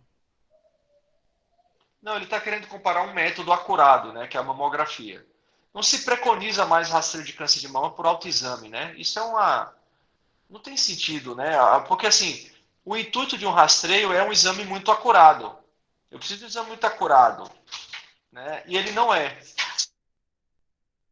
Ou muito acurado, e quando eu tenho intervenção que vai mudar o prognóstico. Tá? Pessoal, existem outros ensaios clínicos randomizados, né, que foram publicados após esse, que mostram o benefício do rastreio. Né? Mas um benefício muito, muito pífio. Um benefício muito pífio. Algo em torno de, a cada 1.000 mulheres rastreadas, você reduziria em média meia vida, preservaria meia vida a uma vida. Cada 1.000 mulheres rastreadas, você tem aí uma redução de morte em torno de meio a uma morte. Né? Ou seja, seriam 2.000 rastreios para uma morte, redução de uma morte de fato. Em média é isso. Mas assim, mas existe um dano, né? Quase 10% de biópsias desnecessárias. Dá 0,4% de cirurgia mutilante desnecessária. E se paga um preço. Então, assim, a gente precisa... Eu não estou falando, não estou condenando o rastreio. Eu estou só querendo refletir para vocês abrirem a mente e a curiosidade e pesquisarem o assunto e entenderem. Tá? A ideia, se um fenômeno de fato é verdadeiro na medicina, ele deve ser reprodutível. Né? Então, a gente cada vez mais tem, não só tem outros estudos clínicos negativos, tem uns positivos, outros negativos, e é muito incerto isso aí. Próximo nem é indiscutível, né? Mas é isso. Então, essa é a ideia que a gente queria trazer para vocês hoje e discutir. Né? Professor, eu tenho uma pergunta. Fala, Mariana. Perdão, te perguntei. No finalzinho do artigo, lá na conclusão, ele fala assim, que, em conclusão, nossos dados mostram que a mamografia anual não resulta na diminuição da mortalidade. Só que também eles falam que não extrapolam isso para outros países. Aí ele fala assim, a detecção precoce pode ser mais benéfica em comunidades onde a maioria dos cânceres se apresentam maiores. Isso, assim, a pergunta é óbvia, mas é só para confirmar. Isso que eles falam, que não extrapolam para outros países, tem relação à questão socioeconômica em si, né? Tipo, esse estudo é mais para aqueles países com mais tecnologia, digamos assim. Isso que o Guilherme está mostrando agora na tela. Então, veja. A pergunta é, será que em outros países, por exemplo, o Brasil, né, você, de fato, a mamografia não reduz mortalidade, não é isso? Você está querendo perguntar? Isso.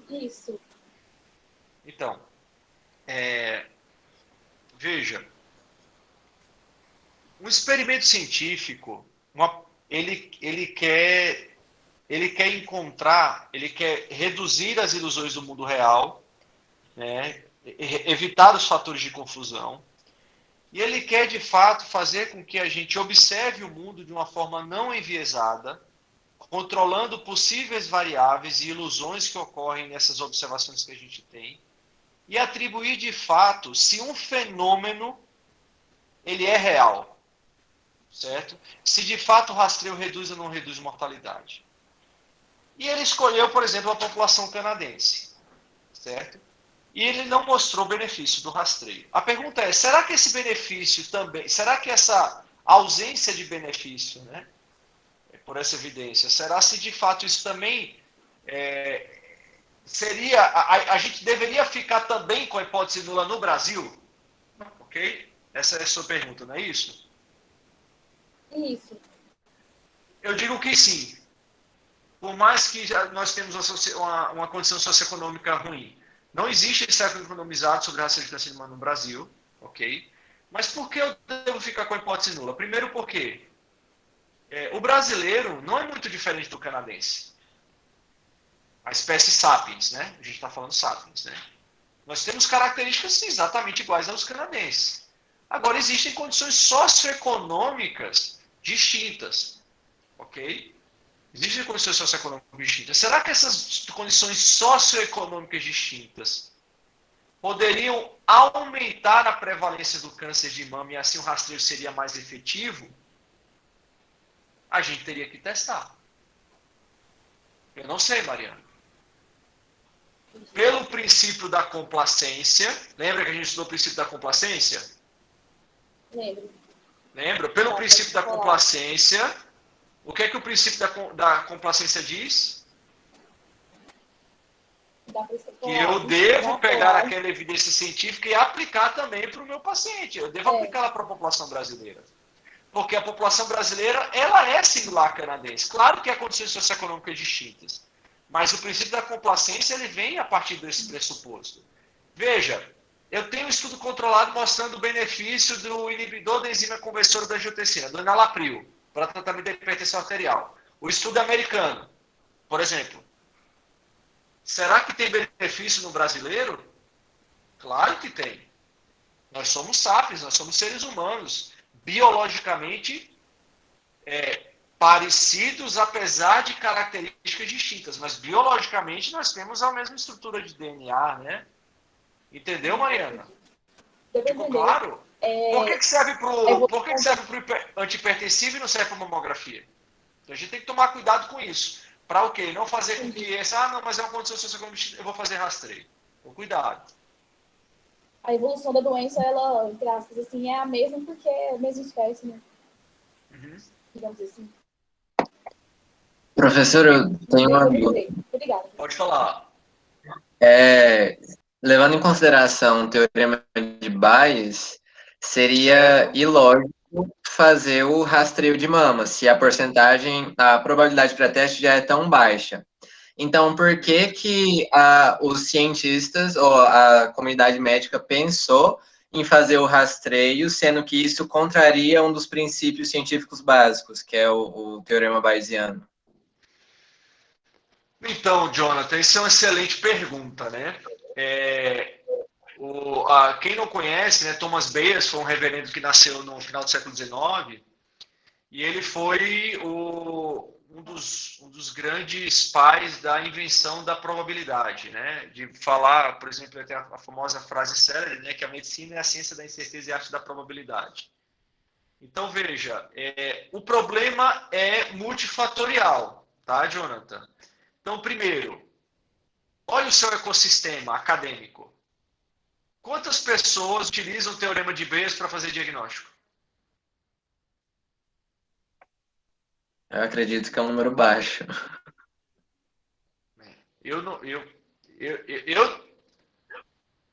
Na minha época de aluno, eu estou com 40 anos, recém-completados. Na minha época do aluno não existiu.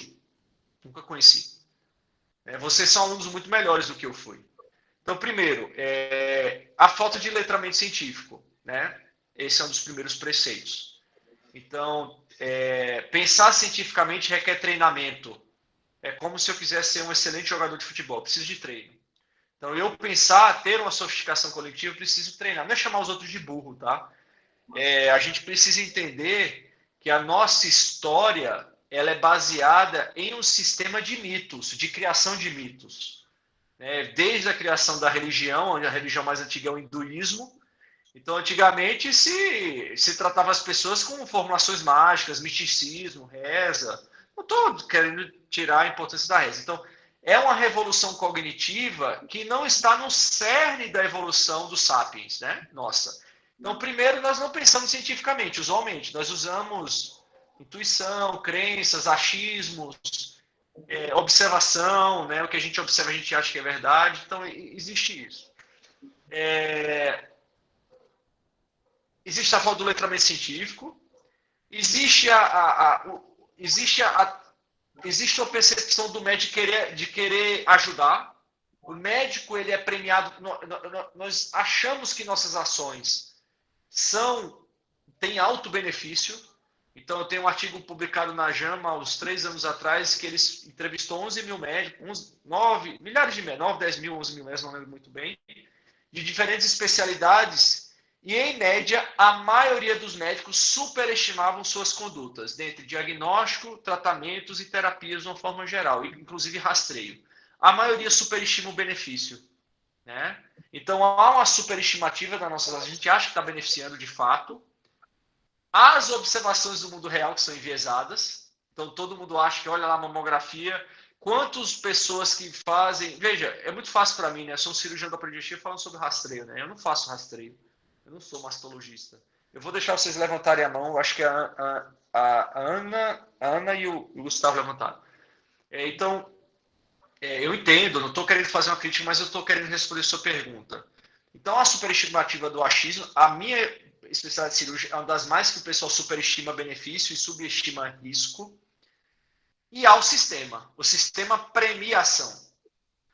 Todo mundo lembra do médico que fez o exame e diagnosticou uma doença precoce, tratou e o paciente está curado. Mas ninguém vai lembrar do médico que pediu o exame, a paciente fez uma cirurgia desnecessária e a paciente morreu da cirurgia. Ou até mesmo ninguém vai lembrar do médico que não pediu o exame porque realmente era desnecessário. Esse médico não é premiado pelo sistema. Então, a gente tem um sistema que premia a ação, né?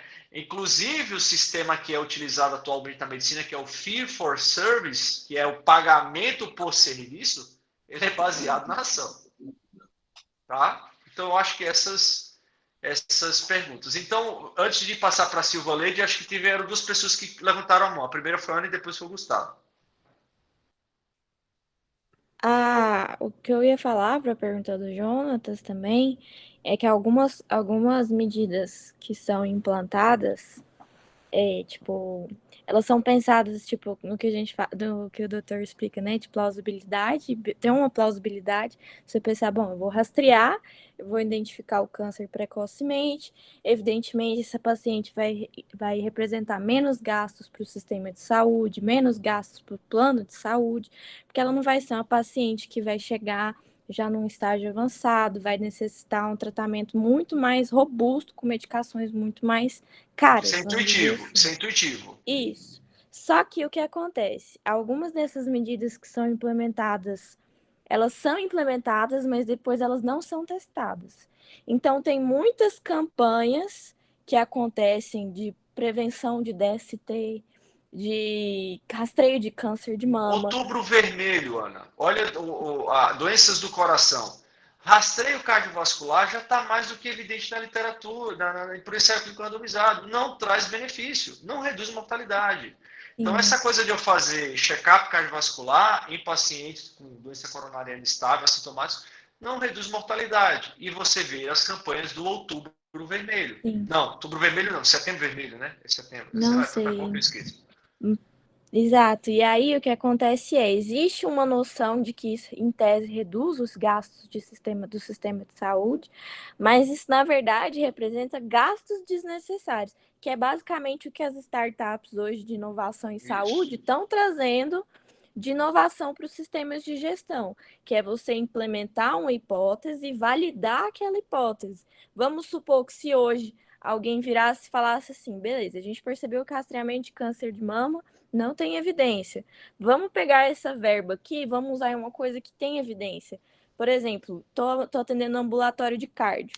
Tem um medicamento que é, assim, gold standard, padrão ouro para pacientes que são portadores de diabetes, faz uma prevenção de mortes por doenças cardiovasculares, a paciente está mais do que bem indicada para aquele medicamento. Vou passar para ela? Não. Caro e o SUS não cobre.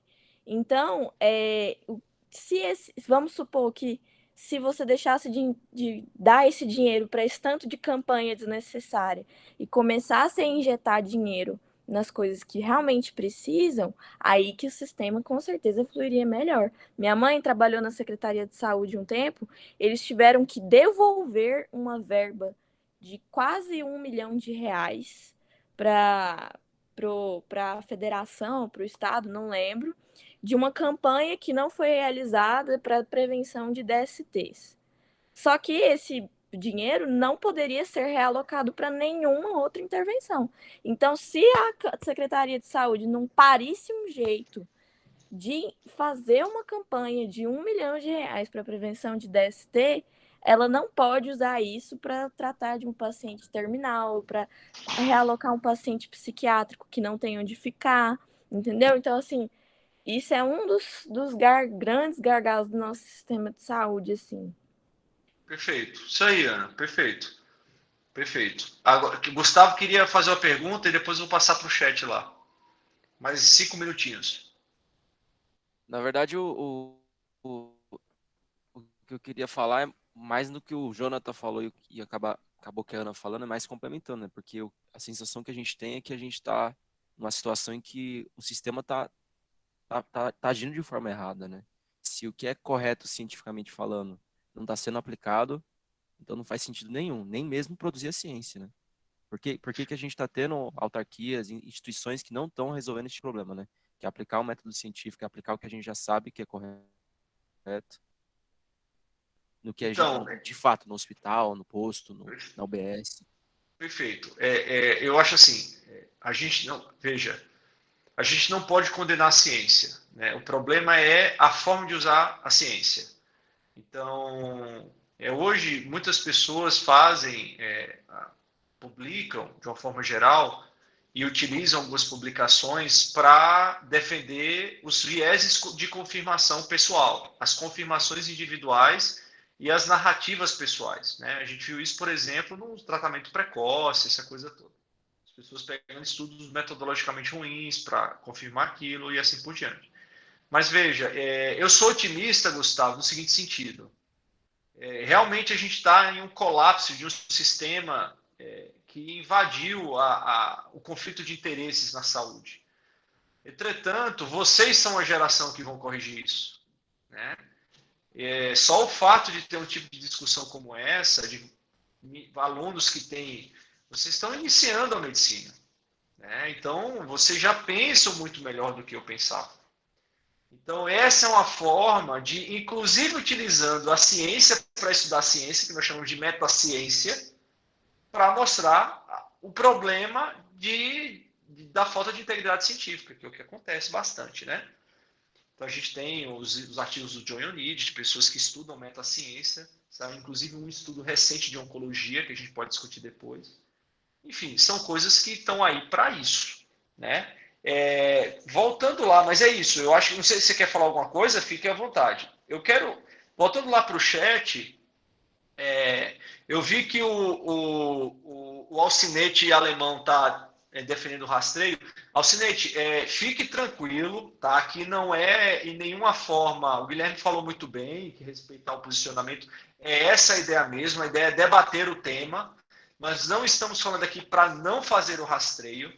Nós estamos falando aqui para vocês, digamos, serem mais céticos e curiosos e discutirem um pouco mais esse fenômeno, se de fato tem ou não tem, discutir com outras pessoas e defender suas ideias.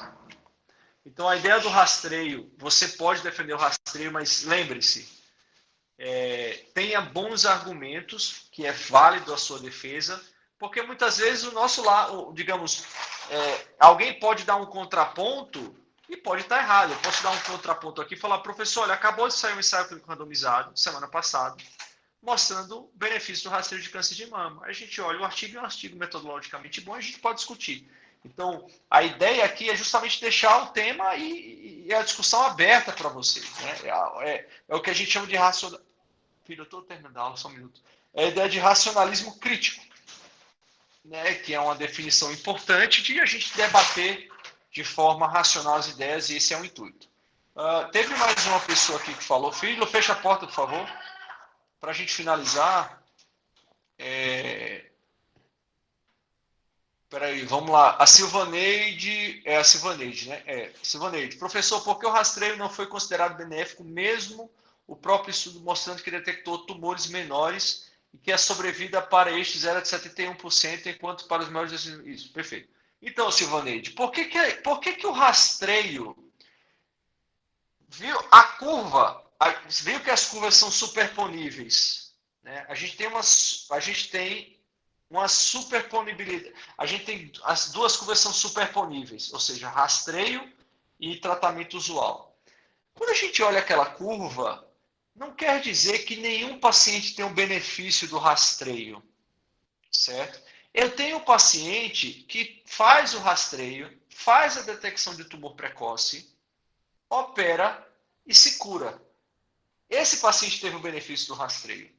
Mas proporcionalmente, probabilisticamente, eu tenho na mesma proporção uma mulher que fez o rastreio, que detectou o câncer, que eventualmente fez a intervenção e morreu da intervenção. Então, os efeitos se anulam do ponto de vista probabilístico. Então, quando eu falo que, quando eu faço um rastreio, eu não reduzo a mortalidade em média. Em média. Eu tenho pacientes que têm um benefício, eu tenho os pacientes que têm um malefício do rastreio e eu tenho uma porcentagem de pessoas que nem têm benefício nem malefício. A questão é que o experimento científico me mostra que se uma pessoa sem sintoma vai fazer o rastreio, ela tem uma probabilidade de benefício, ela tem a mesma probabilidade de benefício e de malefício, não muda a vida dela. Sendo que eu não sei se ela vai ter o benefício ou não, então eu fico com a hipótese nula. Eu acho que, não sei se eu te respondi, tá, Silvanete? A outra é... Peraí. Professor, só para comentar que eu postei o gráfico lá no Classroom. Tá, perfeito, perfeito, para o pessoal entender. Exato. A gente diagnostica, então a gente é uma probabilidade. Para poder ilustrar melhor a questão. Então, Silva Leite, quando você faz intervenção médica, você está dando uma pílula de probabilidade. Que quando tem benefício, é aquela estimativa de benefício no experimento controlado.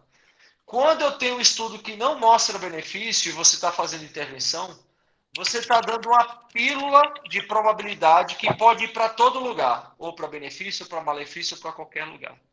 Então eu devo ficar com a hipótese nula, porque eu tenho alto risco de trazer consequências não intencionais para o paciente.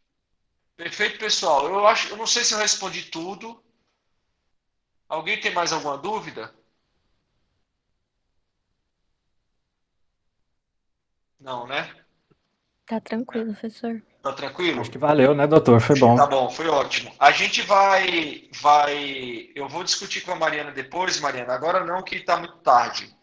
A gente deixa por um momento a questão dos projetos, para não atrasar muito. Tem algumas ideias que a gente pode discutir de pesquisa. O Guilherme já está com uma, a gente pode discutir. Mas agora, a próxima aula, eu vou conversar com o João Bosco para ver se ele pode participar da próxima aula, para a gente falar um pouco de estudos epidemiológicos na Covid. No caso, o excesso de mortalidade. A gente avalia que é uma estimativa adequada. Então, chamar o João para falar, digamos, dos problemas desse tipo de estudos observacionais que podem fazer falsas associações e o que é que a gente pode aferir de fato. Tá? Vou tentar falar com ele para ele... obrigado a você.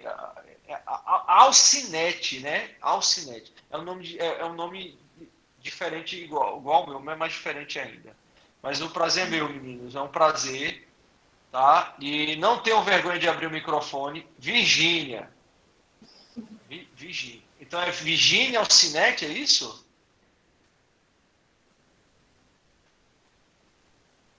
Alcinete não. Tá, Virgínia. Tá. Enfim, e a gente, para tentar incluir o João Bosco, vou tentar falar com ele amanhã, tá? E aí a gente vai discutindo. Eu acho que a gente pode avaliar a perspectiva das presenças que são importantes, da participação de vocês, que é fundamental. Então eu peço que vocês leiam o material que a gente envia, por mais que vocês não entendam, mas é assim mesmo, tá? E que é isso, a participação de vocês é que é de fato adequada. Perfeito? Certinho.